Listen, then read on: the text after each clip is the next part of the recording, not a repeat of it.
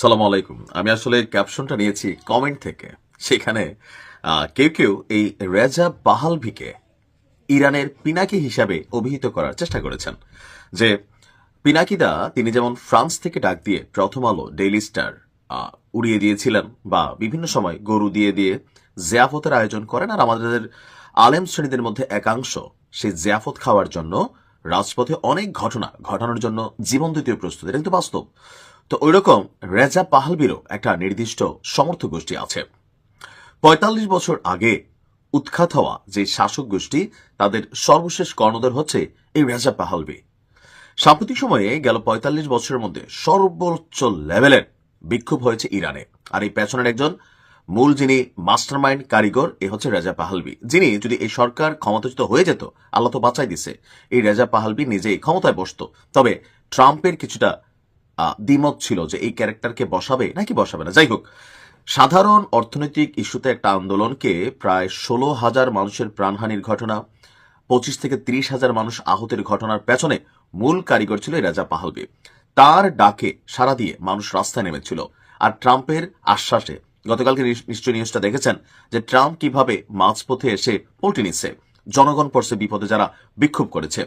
এখন পরিস্থিতি ইরান সরকারের টোটালি অনুকূলে, অর্থাৎ তারা সবকিছু কন্ট্রোলে নিয়ে গেছে, সময় হয়েছে পানিশমেন্টের। তো ওই মুহূর্তে এসে রেজা পাহালবি আবারও জনগণকে রাস্তায় নামার ডাক দিয়েছেন হালকা জিয়াফতের আয়োজন করার জন্য। কিন্তু জনগণ এবার আর তার ডাকে সাড়া দিয়ে মাঠে নামে নাই, কারণ সরকার অন ফায়ার।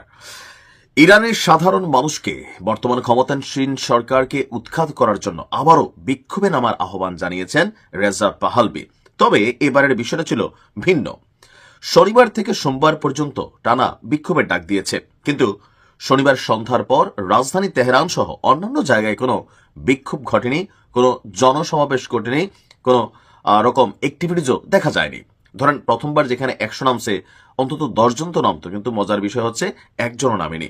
এখন কেন নামেনি? পেহেলভির বক্তব্য হয়েছিল যে যদি সরকার পতন হয় তাহলে ট্রানজিশনাল নেতার দায়িত্ব নেবেন। আর বিদেশে যারা দীর্ঘদিন যাবৎ বসবাস করছিল, বিদেশি ইরানি, হ্যাঁ, তারা কিন্তু তাকে বড় ধরনের একটা সাপোর্ট দিয়েছিল। তবে তার যে মোটিভ, তার যে উদ্দেশ্য, এটা নিয়ে মানুষের মধ্যে সিদ্ধান্তহীনতায় ভুগতেছিল মানুষ। আর বিশেষ করে যখন দেখা গেল যে ইরানের ইস্যুতে পশ্চিমা শক্তিগুলো একত্রিত হচ্ছে, পেছন থেকে কাহিনী করতেছে, ইরানের যারা মূল জনগণ, তারা বিক্ষোভ কার বিরুদ্ধে করতেছিল? তার রাষ্ট্রের বিরুদ্ধে।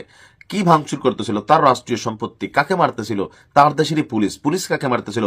তার দেশের জনগণ। এই যে একটা হিউজ ঘটনা ঘটে গেল, এটাতে লাভ কার হলো, ক্ষতি কার হলো? ক্ষতি হয়েছে দুটোটা ইরানেরই হয়েছে।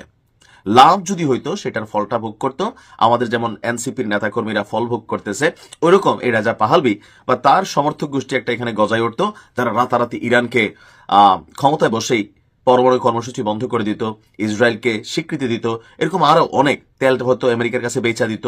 এগুলো ইরানের জনগণ বোঝে, কারণ ইরাক, সিরিয়া, আফগানিস্তানের পরিণতি দেখে আরব দেশগুলা কিন্তু সচেতন।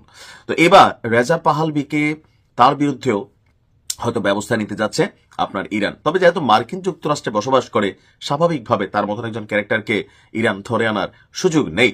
কিন্তু ইরান বলছে যদি এবার কেউ রাজপথে সরকার বিরোধী অবস্থানে যায় বা পশ্চিমাদের এজেন্টের ভূমিকা পালন করে, বালিশ ছাড়া ডাইরেক্ট সোয়াই দিবে। এখানে কোনো রকমের আপোষ নাই। ভালো থাকুন। আসসালামু আলাইকুম।